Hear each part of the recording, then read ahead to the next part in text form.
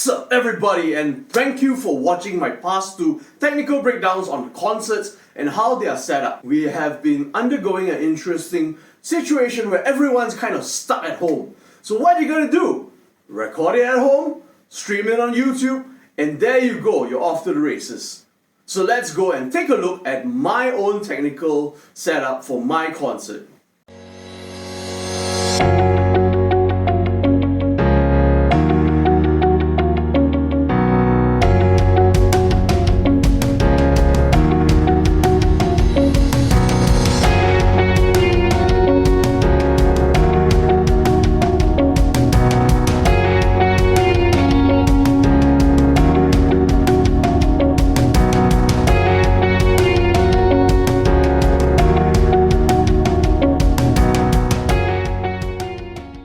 For my concert, as you can see in the previous videos, my setup was very simple. I only had me singing and playing acoustic guitar and a friend for certain songs playing electric guitar. For this kind of setup, it was really simple. I just plugged my wireless mic into my SSL2, and that was also connected to my acoustic guitar via a wireless receiver. Halfway through, I actually switched to wired because my friend who came with the electric guitar, he needed to use the wireless because the amp was across the room. Now why I set up the amp across the room, if his amp was really near to him, what would happen is the amp sound would bleed into my microphone.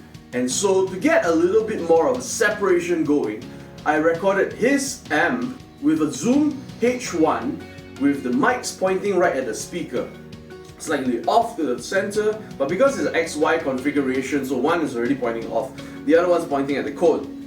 So I was able to pick up a nice tone. I set the levels on the H1 while getting him to play the loudest and softest parts, and then from there I adjusted it to the right level so that it wouldn't peak and we get a nice healthy signal. For my end, the wireless mic that I used was a Fifine that I picked up just for this concert, and it was only 140 ringgit including Lalamove shipping.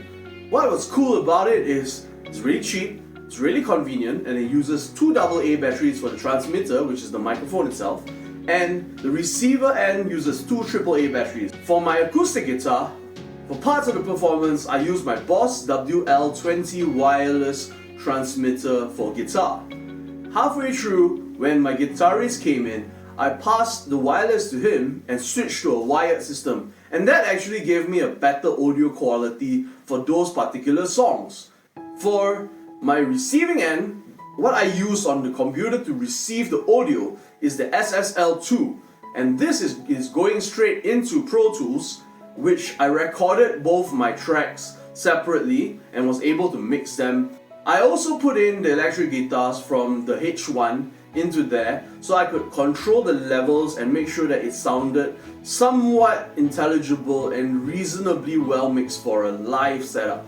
It's only 3 sounds after all, but I actually had to put on a master and control it and get it to sound good for the video as well.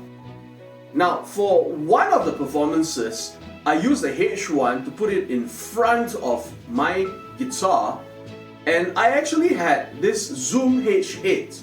Unfortunately, due to the complexity of the H8, we weren't able to get it to work when we hit record. I do not know what happened until today, but I've already learned how to use the H8 and I have been using it for other videos and other recordings as well.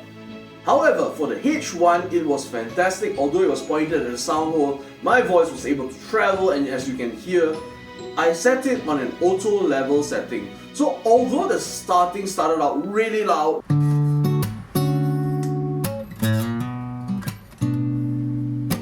because the mic was not sure how much to pick up, within a couple of seconds it adjusted itself perfectly and I was able to give my comfortable performance without having to struggle to push it so that the mic could pick it up. One problem I had with my H1 was because you get a stereo track, you don't get separate audio for the guitar and separate audio for the vocals, so this made it a little bit harder to mix. So what I had to do was use a mastering approach instead, to try and define and separate out certain frequencies that I wanted to boost or I wanted to cut so that certain other frequencies would come through.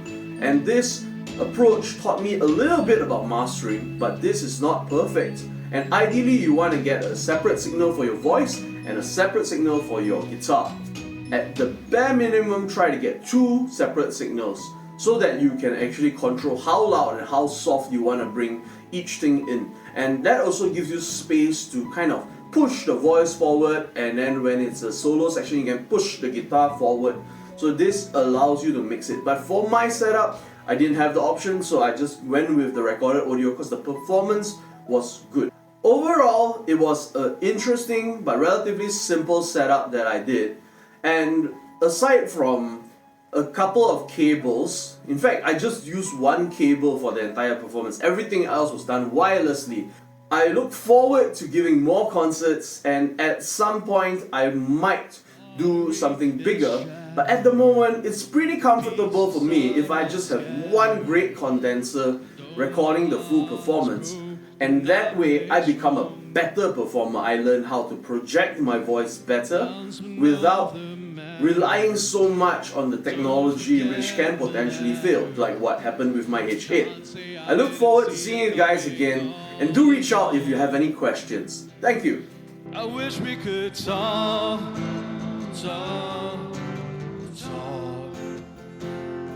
But still it's your choice.